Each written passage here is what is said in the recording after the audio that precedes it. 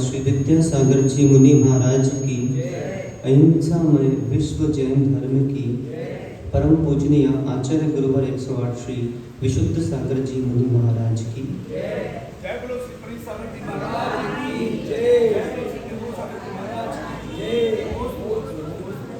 अहो सिद्धों, सिद्धत्व, स्वात्म साधना, निर्ग्रंथता, तत्व प्रतीति व शुद्ध आराधना, जिन जिन जीवों ने तद पंचम रूप प्रवृत्ति कर ली, वे सभी जीव पंचम गति के अन्वेषक बन पंचम गति को प्राप्त हो गए।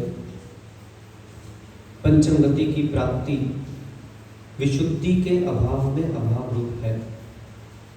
विशुद्धि की प्राप्ति त्रिशुद्धि के अभाव में अभाव रूप है। इसलिए एक मुमुक्षु जीव मस्तिष्क में सूत्र स्थापित करके चलता है, पहले त्रिशुद्धि और फिर विशुद्धि।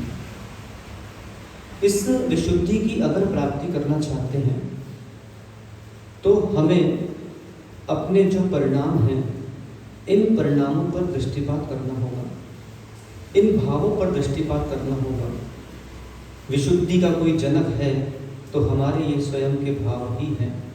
अशुद्धि का कोई जनक है तो हमारे ये स्वयं के भाव ही हैं। आचार्य भगवंतों ने स्पष्ट सूत्र में लिपिबद्ध किया, भावेन बंधो भावेन मोक्षो। भाव से ही बंध होता है, भाव से ही मोक्ष होता है।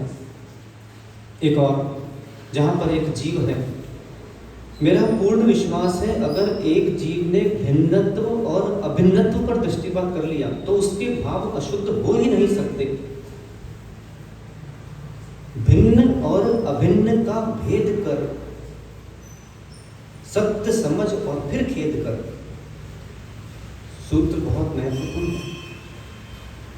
यह जो मेरा आत्म द्रव्य है, इस आत्म द्रव्य से भिन्न कौन है और इस आत्म द्रव्य से अभिन्न कौन है।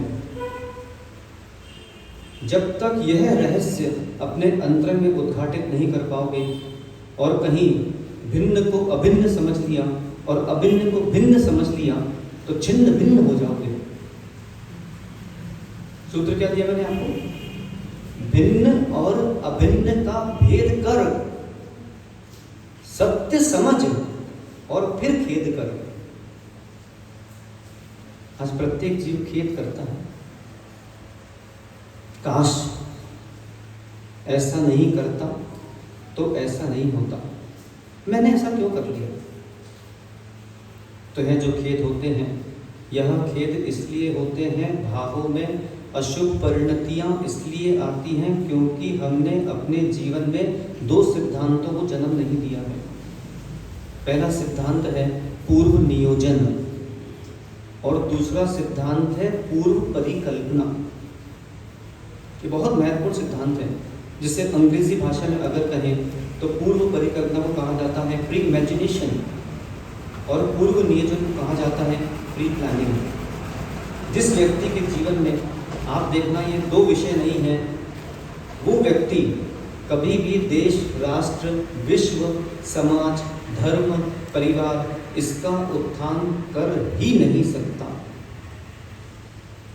जिस व्यक्ति के जीवन में पूर्व नियोजन नहीं है, पूर्व परिकल्पना नहीं है, यश जी, उसका जीवन उस बंध्या स्त्री के तुल्य है।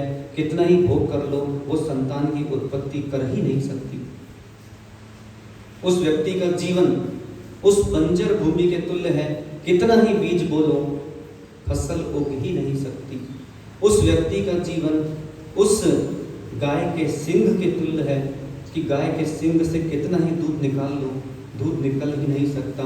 उस व्यक्ति का जीवन आकाश में से पुष्प तोड़ने के तुल्य है। भिन्न और अभिन्न का भेद करना चाहिए। आचार्य भगवान श्री कुंतु सागर जी महाराज भावत्रय फल प्रदर्शी नामक ग्रंथ में मंगलाचरण में इसी की व्याख्या आगे बढ़ा रहे हैं। सर्वप्रथम उन्होंने जो नमस्कार किया है वह जिनेंद्र भगवान को नमस्कार किया, जो कि 3 विशेषणों से युक्त हैं, ज्ञानादित्य, श्रीदम और सर्व प्रकाशकम। तत्पश्चात जिनेंद्र देव को नमस्कार करके फिर उन्होंने अपने ज्ञान गुरु और अपने दीक्षा गुरु दोनों को नमस्कार किया, जो कि शांति सागर जी महाराज थे और सुधर्म सागर जी महाराज थे। इसी मंगलाचरण के क्रम को आगे बढ़ा रहे हैं। मंगलाचरण के उन्होंने अनुष्टुप छंद ग्रहण किया। तत्पश्चात एक मंगलाचरण और उन्होंने यहाँ पर ग्रहण किया। आपने देखा होगा वर्तमान में जितने भी स्तोत्र पाठ मिल रहे हैं, उन स्तोत्र पाठों में कहीं ना कहीं स्तोत्रकार के नाम मिलते हैं हमको। महावीराष्टकम स्तोत्रम भक्त्या भागेन्दुना कृतम जननयन कुमुद चंद्रा प्रभासरत्वलस्म। कुमुद चंद्र कल्याण मंदिर के स्तोत्र का भक्तामृत जी पढ़ते, तम्माने तुंग मविषा समुपैति लक्ष्मी। तो भक्तामृत जी के स्तोत्र का वादिराज मनुष्याब्दिक लोको वादिराज मनुतार्किक सिंहा, एक ही भाव के स्तोत्र का वादिराज स्वामी। तो हमारी यह स्तोत्रकारों की परंपरा रही है कि अंत में या प्रारंभ में स्तोत्रकारों को अपना नाम लिखना अनिवार्य है। इसलिए अनिवार्य है क्योंकि साहित्यों की चोरी होना प्रारंभ बहुत अधिक हो गई है, और जब जिनको इन साहित्य को चुराना होता है वो देख लेते हैं कि इस स्तोत्र या इस ग्रंथ में किसी का नाम तो नहीं है, और नहीं है तो धीरे से अपना नाम डाल दिया। आज जैसे मंगलाष्टक स्तोत्र है, सबसे प्रसिद्धि को प्राप्त स्तोत्र, सबसे अधिक पढ़ा जाने वाला स्तोत्र है।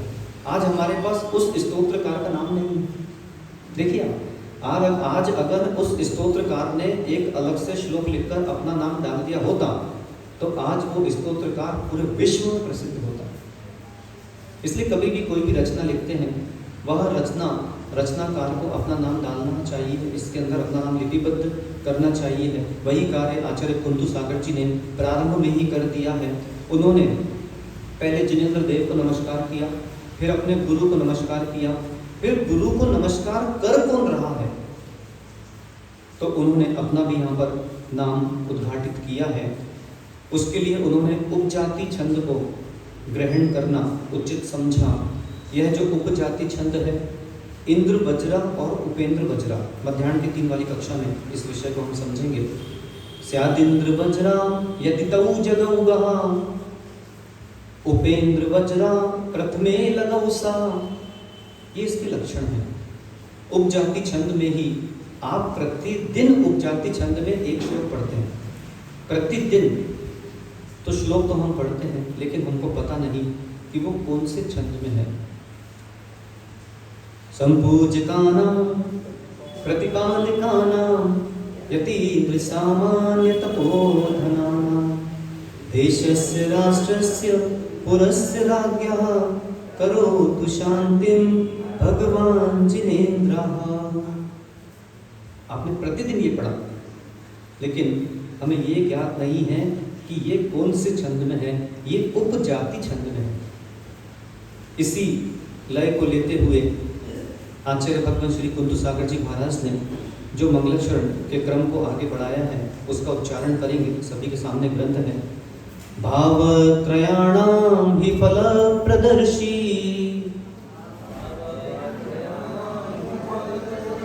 ग्रंथो मयायं सकलात्मशुद्ध्यै विरच्यते स्वात्मरतेन शुद्ध्या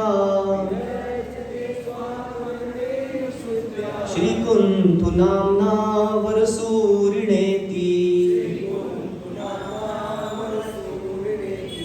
उच्चारण कीजिएगा।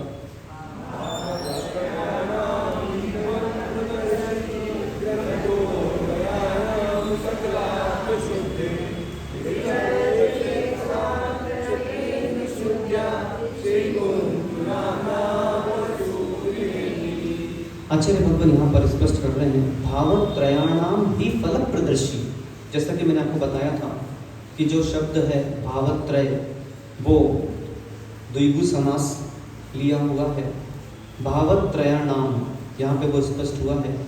भावत्रयाणाम समाराह मतलब तीन भावों का समूह, इसे भावत्रय कहते हैं।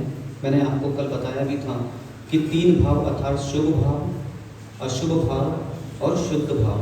जीव अशुभ भावों से पाप कर्मों का आश्रम करता है, जीव शुभ भावों से पुण्य कर्मों का आश्रम करता है।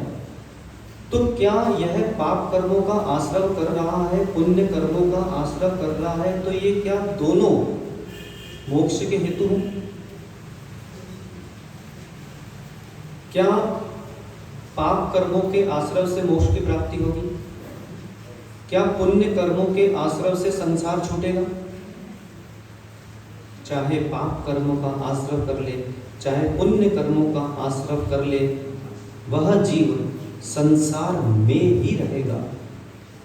2018, 2019, 2020 और 2021 पूज्य मुनिश्री आस्तिक सागर जी महाराज, जो कि कटनी में अभी विराजमान हैं, उनके साथ मुझे वर्षा योग करने का अवसर प्राप्त हुआ। वो जब भी अपना प्रवचन करते थे, वो एक सूत्र हमेशा समाज के सामने रखते थे, आश्रव जारी है, आश्रव जारी है। उन्होंने एक ग्रंथ भी लिखा, आश्रव जारी है, जिसका मैंने अंग्रेजी अनुवाद किया, इन्फ्लक्स इज ऑन। किन कार्यों से आश्रव जारी है? शुभ आश्रव, अशुभ आश्रव। तो हमारे यह जो भवन है, जिनालय हैं, ग्रह स्थान हैं, इन स्थानों पर आपको लिख देना चाहिए है आश्रव जारी है। प्रातः काल गया लघु शंका करने, और जहां लघु शंका कर रहा था वहां टनल में कितने सारे जीव वहां पे स्थित थे, और एक साथ उन जीवों का घात हो गया। तुरंत मस्तिष्क में सूत्र आ जाना चाहिए है आश्रव जारी है। फिर गाड़ी चला रहा, 2 किलोमीटर पर घर है, फिर भी गाड़ी से जिनालय आ रहा है, उस पापी का तो क्या कहें। और जैसे वो गाड़ी चलाए और गाड़ी चला रहा हो, तो चलाते समय उसको मस्तिष्क पर सूत्र लेते चलना चाहिए, आश्रव जारी है, आश्रव जारी है। फिर भोजन करता, एक बार भोजन कर लिया, फिर मध्याह्न में उसको दूसरी बार चाहिए है स्वल्पाहार। और जैसे हे माताओं अपने पुरुषों को जब भोजन परोसो तो जैसे रोटी दी, आश्रव जारी है। फिर वो बोले अचार का नहीं, अचार दिया, आश्रव जारी है। फिर पापड़ दिया, आश्रव जारी है। और कहीं वहां पे बोले वो हल्दीराम का भुजिया खोल के खा रहा हूं, तो वहां पे हल्दीराम भुजिया खोल के खा रहा हूं, तो वहीं से लाना। हाँ क्या कर रहे हो? बोले भुजिया खा रहा हूँ। आश्रव जारी है। तो नास्तिक सागर जी ने जो सूत्र उद्घाटित किया ग्रंथों में से निकाल कर, यह सूत्र अद्भुत सूत्र है और यही सूत्र अगर मस्तिष्क में रख ले जीव तो कभी उसका हिरास नहीं हो सकता, अशुभ भावों को प्राप्त नहीं हो सकता, क्योंकि चाहे पुण्य आश्रय हो चाहे पाप आश्रय हो, दोनों ही संसार का हेतु है। तो शुभ भाव से भी संसार की प्राप्ति होगी, क्योंकि शुभ भाव करेगा, शुभ भाव करके मरण को प्राप्त होगा। कहाँ जाएगा? कहाँ जाएगा? स्वर्ग में देव बनेगा। मतलब मुझे बड़ा आश्चर्य होता है कि भगवान के पास जाते बोले भगवान मुझे ऐसा आशीर्वाद दीजिए कि मैं स्वर्ग का देव बनूं। पता है क्यों? अंतरंग में ये चलता है, बोले यहाँ तो एक ही देवी है, स्वर्ग में जाऊंगा तो कितनी देवियों का आनंद मिलूंगा, तो ये भी मैं चाहता हूँ। और यहाँ तो मेरी देवी कैसी हो तो मैं ही जानता हूँ भगवान। एक बार क्या हुआ कि एक लकड़हारा था, किसको ग्रहण कर लिया? अतुल भाई को। अतुल भाई लकड़ियां काटने जाते थे। जैसे ही पहुंचे तो पेड़ काटते काटते उनकी लोहे की कुल्हाड़ी नदी में गिर गई। बेचारा विलाप करने लग गया, अब क्या होगा, मैं क्या करूंगा, कैसे मुझे आय आएगी, कैसे आजीविका चलेगी। तो उस विलाप की ध्वनि को कर्ण इंद्री का विषय बनाते हुए जल देवता नीचे से स्वर्ण निर्मित कुल्हाड़ी लेकर आए। हे मानव, विलाप मत करो, ये पकड़ो, ये रही तुम्हारी कुल्हाड़ी। तो वो अतुल लकड़हारा ईमानदार था, नहीं नहीं यह मेरी कुल्हाड़ी नहीं है। जल देवता फिर जाते हैं, फिर रूप्य निर्मित, रूप्य अर्थात चांदी, चांदी की कुल्हाड़ी लेकर आते हैं। बोले ये लो तुम्हारी कुल्हाड़ी। नहीं नहीं जल देवता ये मेरी कुल्हाड़ी नहीं है। फिर जल देवता के नीचे, बोले विलाप मत करो, उसकी लोहे की कुल्हाड़ी लेकर आए।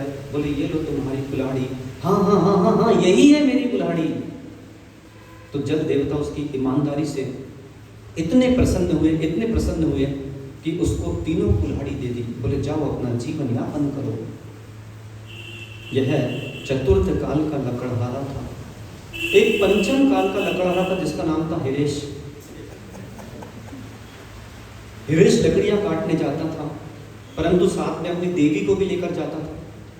अब दोनों जा रहे हैं कुल्हाड़ी पकड़कर लकड़ियां काटने।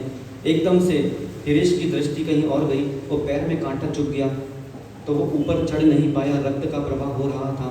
बोला हे स्वामिनी, आज मैं चढ़ नहीं पाऊंगा, एक काम करो आज तुम चढ़ जाओ। तो हिरेश की देवी चढ़ गई पेड़ पर। अब अभ्यास तो था नहीं, तो जैसे ही उसने कुल्हाड़ी मारी तो कुल्हाड़ी तो गिरी जमीन पे, हिरेश की देवी नीचे गिर गई नदी में। अब हिरेश की देवी नीचे गिरी, बेचारा विलाप करने लग गया। बोले अब मेरी जूबी को खाना कौन खिलाएगा? बोले मेरी जूबी का क्या होगा? तो जब ऐसा विलाप किया उसने, तो उस विलाप को सुनकर, उसकी ध्वनि सुनकर बेचारा जो नीचे पुनः एक जल देवता था, वो जल देवता आया और उस जल देवता ने एक बढ़िया सी सुंदर सी सबसे सुंदर जल परी लेकर आया। हे मानव विलाप नहीं करो, ये पकड़ो, ये रही तुम्हारी पत्नी। हाँ हाँ कहाँ थी, मैं तुम्हें को तो ढूंढ रहा था इतने दिनों से, तुम मुझे दिखे ही नहीं। तो वो जो लकड़हारा, वो जो जल देवता था, उसने कहा, बोले एक वो अतुल लकड़हारा था, कितना ईमानदार था, और तुम तो बड़े बेईमान निकले। तो हिरेश लकड़हारा कहता है कि आप भावनाओं को समझते नहीं हैं, वो कुल्हाड़ी थी, ये पत्नी है। बोले मैं मना करता, फिर आप नीचे जाते, फिर आप एक दूसरी जल परी लेकर आते, मैं फिर मना करता, फिर आप मेरी देवी लेकर आते, जूबी की मम्मी। तो फिर वो आती ऊपर, और जब वो आती फिर मैं बोलता हाँ मेरी यही पत्नी है, तो आप मेरे से प्रसन्न होते, आप बोलते ये तीनों तुम्हारी। बोले एक तो झिल नहीं दी, तीन कैसे झिल दी?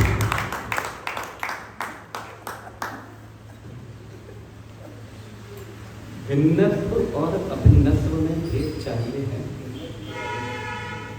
सूत्र क्या चल रहा है? भिन्न और अभिन्न में भेद कर, सूत्र नहीं भूल जाना, विषय यही चल रहा है। भावत्रय फल प्रदर्शी ग्रंथ जो है वो इसी विषय को उद्घाटित कर रहा है। भिन्न और अभिन्न में भेद कर सत्य समझ और फिर खेद कर। अशुभ आश्रव, शुभ आश्रव, अशुभ भाव और शुभ भाव ये दोनों तुझसे भिन्न हैं। अगर अभिन्न कोई है तो उसका नाम शुद्ध भाव है। शुद्ध भाव, यही शुद्ध भाव जो है ये इस संसार से हटाकर हमें असंसार की प्राप्ति कराएगा। मैंने आपको बताया था कि जीवन में कभी भी अपना परिचय मत भूल जाना, परिचय मत भूल जाना। प्रतिदिन अगर आप ध्यान नहीं कर रहे हो, पूरे विश्व की समाज से मैं कहना चाहता हूँ, यश भाई, अब यह जो परिवर्तन सभा है, ये सभा केवल गोंदिया की नहीं बची, पूरे विश्व के दर्शक, पूरे विश्व के श्रोता यह स्मृति परिवर्तन सभा का संबोधन, उद्बोधन, उपदेश सुन रहे हैं। उनसे कहना चाहता हूँ कि हमको हमारे जीवन में अपना परिचय नहीं भूलना चाहिए है। आप कौन हैं? आप कौन हैं? वो देखो तुम्हारा परिचय लिखा है, देखो वहां पे वो लिखा हुआ है। समय सूचक यंत्र जो लगा है, उस समय सूचक यंत्र के नीचे देखो, मैं भगवान आत्मा हूँ, भविष्य का परमात्मा हूँ, मैं भगवान आत्मा हूँ, भविष्य का परमात्मा हूँ। जब तक आप 24 घंटे में 2 मिनट इसका ध्यान नहीं करोगे, तब तक आपको भिन्न और अभिन्न में भेद दृष्टि बन ही नहीं पाएगी। क्यों नहीं बन पाएगी? क्योंकि जो मूल आपका परिचय है, उस परिचय को आपने भिन्न कर दिया है, और जो सांसारिक व्यवस्थाएं हैं इसको अभिन्न स्वीकार किया है। आचार्य भगवान यहाँ पर क्या स्पष्ट कर रहे हैं? भावत्रयाणाम ही फल प्रदर्शी ग्रंथो मयायम सकलात्म शुद्ध है, कि मैं जो भावत्रय फल प्रदर्शी नामक जो ग्रंथ है, यह मेरे द्वारा लिखा जा रहा है। क्यों? पढ़िए क्या लिखा है यहाँ पे, सकलात्म शुद्धि। मुझसे किसी ने प्रश्न किया, बोले महाराज जी, बोले हमने देखा जो आचार्य गण होते हैं या मुनि गण होते हैं, तो अपने प्रवचन ओम नमः सिद्धेभ्यः से प्रारंभ करते हैं, तो आप क्यों नहीं करते? तो मैंने कहा भैया हम यहाँ से बोलेंगे ओम नमः सिद्धेभ्यः, अब पता चला वहाँ से जितने समय सोच रहे हैं कि वो वहाँ से उत्तर दे, तो उसको उत्तर ही नहीं आ रहे, तो उनको उत्तर देने का मौका ही नहीं दिया। और वैसे भी यहाँ पर ओम नमः सिद्धेभ्यः में केवल सिद्ध भगवान के लिए ही नमस्कार किया गया है। सकलात मन शुद्धई, क्या लिखा है? सकल आत्म शुद्धई, यह करण कारक लगा है यहाँ पर, आप देख रहे हैं। यहाँ पर 21 प्रत्यय की सूची लगी हुई है। उस 21 प्रत्ययों में मैंने आपको बताया था, मध्याह्न की कक्षा में विषय चल रहा है, सी औजस, अम औषस, टाभ्याम भेस, गे भ्याम भ्यस, गसी भ्याम भ्यस, गस ओस आम, गी ओसो। तो उसमें टाभ्याम भ्यस, ये जो टाभ्याम भ्यस करण कारक के जो प्रत्यय हैं, इसका यहाँ पर प्रयोग किया जाता है। मतलब सकलात्म शुद्धि, अर्थात सकल आत्मा की शुद्धि के लिए ग्रंथ क्यों लिख रहे हैं? मंगल निमित्त हेतु परिणाम नाम करता। ये क्या है? ये 6 ऐसे हेतु हैं। कभी भी कोई भी ग्रंथकार कोई भी ग्रंथ लिखता है तो सबसे पहले ये 6 हेतु मस्तिष्क में रख के लिखता है कि मंगल नाम क्या है, कर्ता क्या है, निमित्त कौन बन रहा है, हेतु क्या है, ग्रंथ पढ़ने का फल क्या है। तो यहाँ पे बोल रहे हैं सकलात्म शुद्धि, मतलब मैं आत्मा में लीन रहने वाला। यह आगे जो इनका नाम आ रहा है, सकल आत्म अर्थात यह जो सकल से तात्पर्य क्या है, आप समझते हैं? सुनील कुमार जी, मामा जी, सकल मतलब क्या? अभी तक हमने समझा सकल मतलब संपूर्ण, इसलिए आप श्रोता हो और मैं वक्ता हूं। अगर कहीं आपने इस अर्थ का, इस शब्द का अर्थ समझ लिया होता तो आज आप भी वक्ता होते। आज देखते लिखा रहता है बैनरों पर, सकल दिगंबर जैन समाज। क्यों लिखा रहता है? क्यों लिखा रहता है? सकल दिगंबर जैन समाज का अर्थ आपने लगा लिया संपूर्ण दिगंबर जैन समाज, जबकि वो आपको उपदेश दे रहा है। सकल दिगंबर जैन समाज, पीछे से पढ़ो जरा, समाज, जैन, दिगंबर, सकल। आपको उल्टा लिखना चाहिए, आप गलत करते हो, ये सुधार होना चाहिए। इसलिए क्योंकि यह उपदेश दे रहा है, हमारे यहाँ पर दो प्रकार के परमात्मा हैं, मैंने आपको बताया था कल। परात्मा द्विविधा प्रोक्ता, सकलो निष्कलस्तथा सकलो अर्थ स्वरूपो ही सिद्धो निष्कल उच्यते। सकल परमात्मा और निकल परमात्मा। कल से क्या तात्पर्य है?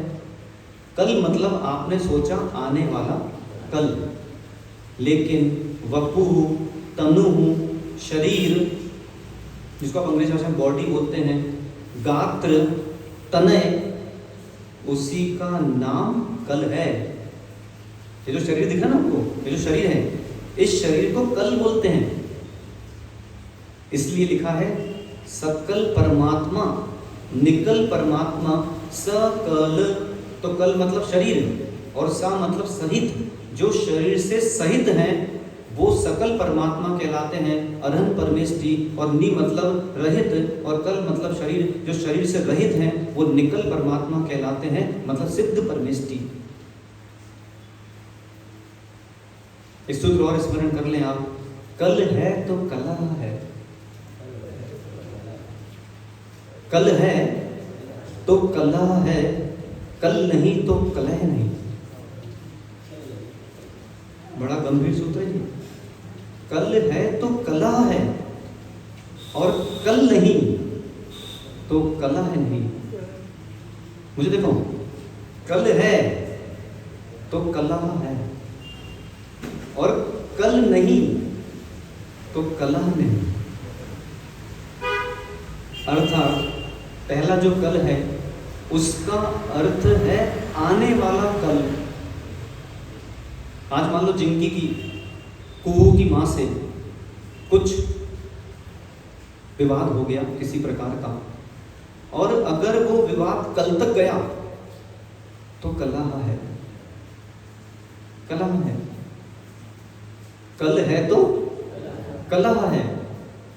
और अंतरंग में जो परिणामों में युद्ध चल रहा है, संक्लिष्ट परिणाम चल रहे हैं, विकृतियां आ रही हैं, परभावों में लीनता आ रही है, अंदर जो द्वंद्व चल रहा है, अगर कल नहीं तो कलह नहीं, क्योंकि शरीर ही नहीं रह जाएगा, संयोग अयोग बन जाएगा, तो कैसे अंतरंग में कलह रहेगी। इसलिए सूत्र स्मरण करके चलना, शनि भाई, कल है तो कलह नहीं, और कल नहीं तो कलह नहीं।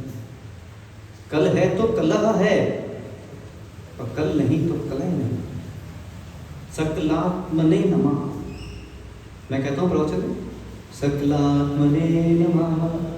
तो सकल आत्मन, आत्मा शब्द जो जानते हैं, आत्मा शब्द का जो धातु रूप शब्द है वो है आत्मन, और आत्मन में सी विभक्ति लगकर आत्मा बनता है। ये पढ़ने के लिए आपको 3 बजे आना होगा। सकल आत्मन मतलब अरहंत परमेष्टि के लिए, गे विभक्ति लगी वहां पर संप्रदान कारक का, अरहंत परमेष्टि के लिए नमस्कार हो। निकलात्मने नमः मतलब सिद्ध परमेष्टि के लिए नमस्कार हो। परमात्मने नमः मतलब परमात्मा के लिए नमस्कार हो। तो बोर्ड पे क्या लिखोगे आज से? दिगंबर समाज, दिगंबर समाज जैन दिगंबर सकल। क्या लिखोगे अध्यक्ष महोदय जी? क्या लिखेंगे? समाज दिगंबर जैन सकल। मतलब यह उपदेश दे रहा है कि सबसे पहले समाज के सदस्य बनो, समाज में सहभागिता होना चाहिए है। वर्षा योग चल रहा है, प्रथम वर्षा योग है, उसमें आपको अध्यक्ष महोदय श्री संजय लाडली जी, श्री हिरेश कुमार जी, श्री बसंत जी और श्री देवेंद्र कुमार जी अजमेरा जी, ये जो 4 हमारे गोंदिया महाराष्ट्र समाज के प्रमुख हैं, इनके पास आपको जाना चाहिए कि वर्षा योग चल रहा है, आप बताइए हमारी सहभागिता क्या होना चाहिए है। 7:15 बजे आप देख रहे हैं यहाँ पर प्रतिदिन गोंदिया महाराष्ट्र एक ऐसा शहर है जिसने इस पूरे विश्व में जितने भी चातुर्मास चल रहे हैं उस चातुर्मास का रिकॉर्ड तोड़ दिया। क्योंकि आज आप मालूम करो पूरे भारतवर्ष में, पूरे विश्व में जहां जहां जो जो चातुर्मास चल रहे हैं, प्रातः 7:15 बजे कितने लोग आते होंगे? केवल गोंदिया महाराष्ट्र के एक ऐसे समाज है जहां पे 7:15 बजे 125 लोग उठकर आते हैं और 12 शिक्षक अध्ययन करते हैं। ये जो अद्भुत दृश्य देखने मिल रहा है, अब हमारा कर्तव्य है कि जो अध्ययन कर रहा है और जो अध्ययन नहीं कर रहा, जो अध्ययन नहीं कर पा रहा, उनको उन अध्ययन करने वालों के श्रुत उपकरणों का, उनको जो जो सामग्रियां हैं, उनको क्या क्या आवश्यकता है, उसका ध्यान रखना चाहिए। ये कर्तव्य है हमारा। तो विषय क्या चल रहा है? सकल दिगंबर जैन समाज। तो पहले समाज में भागीदारी दो, उसके बाद जैन बनो। समझ रहे हो आप? पता चला कि समाज में सहभागिता है, लेकिन कार्य कर रहा ऐसे जिसमें जैन के लक्षण ही दिख रहे। और वैसे भी ना दिन में चैन, न रात्रि में चैन, न दिन में चैन, न रात्रि में चैन, तू काहे का दिया? जैन बनो। उसके बाद जैन बन गया, जैन बनने के बाद दिगंबर बनना होगा।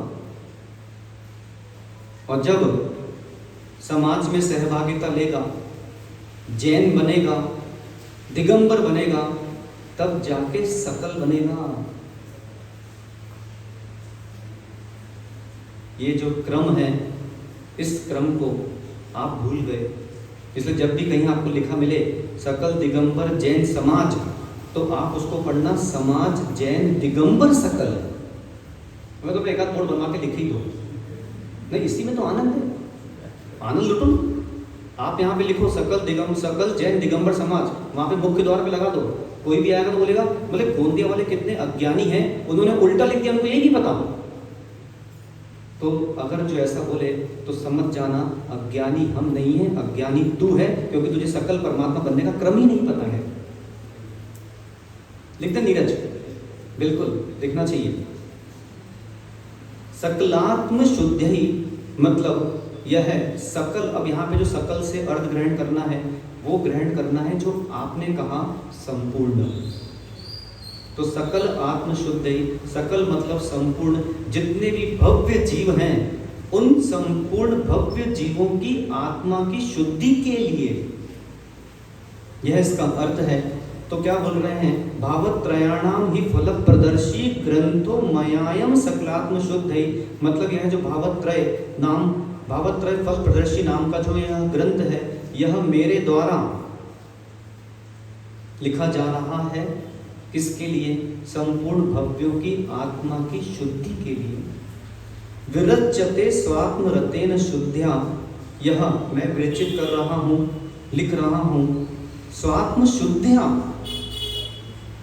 स्वात्म शुद्ध्या मतलब स्वात्मा की शुद्धि पूर्वक। स्वात्मक शुद्धि अर्थात मन शुद्धि, वचन शुद्धि और काय शुद्धि, त्रिशुद्धि पूर्वक मैं लिख रहा हूँ। श्री कुंतु नामना वर सूर्य नेति, और जो मेरा नाम है वह कुंतु सागर जी है, वर सूरी। आप देखिए उनको यह लिखना आवश्यक था, क्योंकि वर्तमान में अभी बहुत अधिक इन विषयों पर द्वंद्व होना, विवाद होना प्रारंभ हो गया है कि ये क्या आचार्य थे, ये क्या मुनि थे। तो इन्होंने यहाँ पे स्पष्ट कर दिया कि वर मतलब होता है श्रेष्ठ और सूरी मतलब होता है आचार्य। कई जीवों के मुख से मैंने सुना है कि जब गर्भ कल्याणक, जन्म कल्याणक, तप कल्याणक और ज्ञान कल्याणक मनाया जाता है, उस ज्ञान कल्याणक में समोसरण जब लगता है, समोसरण के पीछे महाराज जैसे पर्दा लगाते हैं बीच में कोई, और महाराज पीछे रहते हैं, तो वो क्या 1 घंटा थक जाते तो क्या सोने जाते हैं? तो क्या करने जाते हैं? रेस्ट ही। जब समोसरण लगता है तो जो संपूर्ण संघ है, सकल संघ उस आवरण के पार्श्व भाग में स्थित रहता है। क्यों रहता है? क्या करता है वहां पर? उस आवरण के पार्श्व भाग में स्थित होकर केवल ज्ञान कल्याण के संस्कार करते हैं। उस प्रतिमा पर अनकन्यास विधि होती है। कैसे? अ आ ई उ री लिरी लिरी ए ओ औ अम आहा का खा गा घ गा च छ ज झ या। बायां पे ट ठ ड ढ ण, दायां त थ द ध न, पार्श्व भाग बायां प फ, दायां भ म प फ ब भ म या रा ला वा शा शा शा हा छा। ये अनकन्यास विधि है। इस अनकन्यास विधि के पश्चात फिर जो आचार्य होते हैं उनके द्वारा एक मंत्र दिया जाता है, जो कि सबसे महत्वपूर्ण मंत्र होता है। उसे कई लोग सूर्य मंत्र बोलते हैं। वो सूर्य मंत्र नहीं है, वो सूरी मंत्र है। सूरी मतलब होता है आचार्य, और आचार्य के द्वारा दिया जाता है तो वो सूरी मंत्र है। परंतु कहीं पर अगर आचार्य भगवान नहीं है और मुनिगण हैं, तो मुनिगण भी वो सूरी मंत्र देने के अधिकारी होते हैं, वे भी वहाँ दे सकते हैं। तो यहाँ पर आचार्य भगवान लिख रहे हैं वर सूर्य नीति, मैं श्रेष्ठ आचार्य हूँ, ऐसा उन्होंने यहाँ पर मंगलाचरण किया है। यह जो भिन्न और अभिन्न का विषय चल रहा है, इस भिन्नत्व और अभिन्नत्व पर ही अब हमें दृष्टिपात करके यह पूरा जो ग्रंथ है, यह ग्रंथ आज से प्रारंभ हो रहा है, मंगलाचरण हो चुका है। अब इस ग्रंथ के मूल श्लोक प्रारंभ हो रहे हैं। सबसे प्रथम आचार्य भगवंत ने श्लोक क्रमांक 3 से लेकर 120 तक, अब यहाँ पर केवल उन विषयों की व्याख्या होगी कि जीव ने कौन कौन से अशुभ परिणाम किए हैं, जिससे उसके जीवन में अशुभ स्थितियां उपस्थित हुई हैं। एक एक विषय यहाँ पर वो लिखते जा रहे हैं। ये बात और आप स्पष्ट कर लें कि अगर आप चाहते हैं कि इन अशुभ भावों से मैं अपने आप को निवृत्त करूं और शुभ में प्रवृत्त होते हुए शुद्ध में प्रवृत्त करूं। आचार्य भगवत सिद्धांत चक्रवर्ती जी ने जब चारित्र की बात की, आज बड़ा आश्चर्य होता है और हमको स्वयं दिन में चिंतन करना चाहिए कि मैंने इतनी बार महाराज जी के प्रवचन सुने।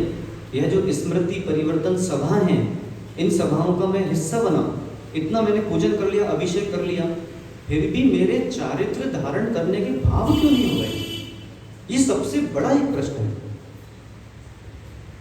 वो इसलिए नहीं हो रहे क्योंकि चारित्र की जो परिभाषा है वो आचार्य भगवंत ने उद्घाटित की है। असुहादो विणिवित्ति सूह पवित्ति जान चारित्रम। बोलो बोलो बोल लो, असुहादो विणिवित्ति।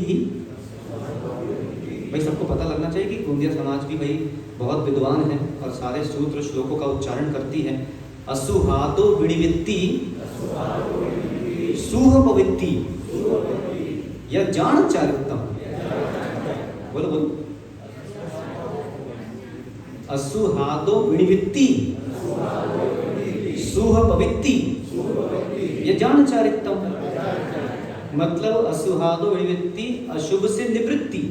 प्राकृत भाषा ऐसी भाषा है कि आप प्राकृत भाषा को बार बार पढ़ते रहिए, आप तुरंत अर्थ में पहुंच जाओगे। असुहादो विणिवित्ति मतलब अशुभ से निवृत्ति, शुभ पवित्ति, शुभ में प्रवृत्ति। यह जान, इसे जानना चाहिए क्या? चारित्र।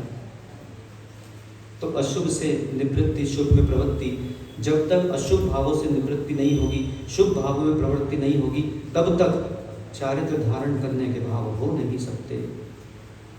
इसलिए सूत्र स्मरण कर लें, साधनों में साधना नहीं होती। क्या कहा रामनादी जी? मतलब आप सोचिए कि गोंदिया समाज का जो आपस में सभी से मेल मिलाप है, कि सिंधी समाज के जो अनुयायी हैं, रामनानी जी, गुरु नानी जी, ये प्रतिदिन सारी कक्षाओं में आते हैं और प्रवचन श्रवण करना, इतना गंभीर ग्रंथ श्रवण करने। क्यों?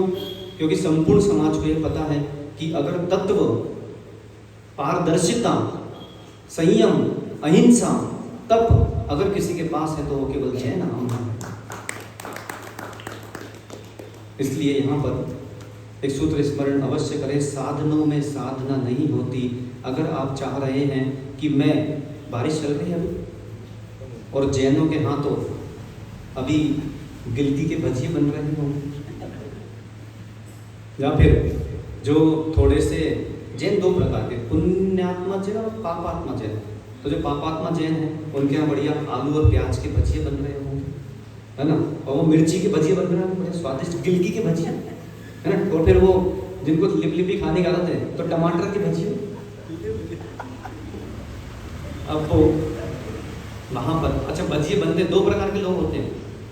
एक वो होते हैं कि जैसे जिनकी जैसे लोग, अब मिर्ची के भजिए बने तो वो क्या करेगा, पहले मिर्ची का ऐसा उठाएगा, फिर ऐसे खाएगा, है ना, और फिर ऐसा लेगा दूसरा, पहले चखेगा, फिर दूसरा लेगा, फिर उसको चटनी की कटोरी में डुबेगा और फिर खाएगा। तो एक जिनकी जैसे लोग होते हैं जो डुबा डुबा कर खाते हैं, और एक अप्पी जैसे लोग होते हैं। अप्पी जैसे लोग केवल मिर्ची ली पूरी और पूरी मिर्ची को भर ली और फिर कटोरी की कटोरी पी गया चटोरा। तो भैया एक सूत्र और स्मरण कर लो, चटनी चाटो मिल बांट कर।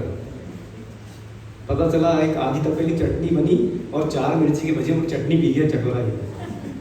चटनी चाटो मिल बांट कर, नहीं चाट चाट कर। समाज में भी अगर अतुल को कोई कार्य दिया जा रहा है तो अतुल का कर्तव्य है कि वो कार्य मिल बांट कर करें, केवल अकेले ही उसका पूरा श्रेय उन्हें नहीं लेना चाहिए है, जिससे समाज में आपस में एकजुटता बनी रहे। साधनों में साधना नहीं होती है।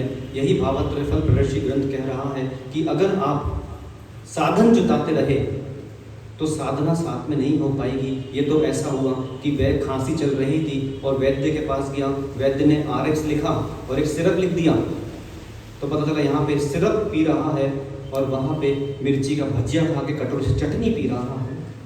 तो ये जो कॉम्बो पैक है, क्या बोलते हैं हैं, ये जो मिक्स वेज है, तो ये मिक्स वेज से कार्य नहीं होता है। इसलिए एक कार्य बंद करना होगा तब जाके दूसरा कार्य प्रारंभ होगा। इसलिए आपको मैं कहता कि जितने भी जीव हैं उन्हें कहाँ जाना था तो कहाँ चले गए, न जाने वे किस किस से चले गए। और बेचारे को निसंग होना चाहिए था, लेकिन सत्संग अवस्था में बेचारा डूब गया। तो प्रतिदिन ध्यान करते रहना चाहिए है, निसंगो हम है शुद्धि कम, ससंगो हम है विशुद्धि कम। इस निसंग और असंग का जो ये युद्ध चल रहा है, अशुद्धि विशुद्धि का जो ये युद्ध चल रहा है, हम जैसे योद्धाओं ने अपने घर को छोड़ दिया है केवल इस निसंगता को, इस विशुद्धि को विजयी कराने के लिए, ताकि हम भी उस लक्ष्य को प्राप्त कर सकें। लेकिन लक्ष्य तभी प्राप्त होगा जब भगवान से प्रार्थना करते चलेंगे। क्या? हे भगवान, भगवान से भगवान को मिला दो ना, और हमें भी भगवान बना दो ना, जिससे हम भी उस लक्ष्य को प्राप्त कर सकें। वही वो संस्कार जहाँ नहीं हो बार बार। भगवान चंद्र प्रभु स्वामी की जय। लोग श्री प्रणीत सागर जी महाराज की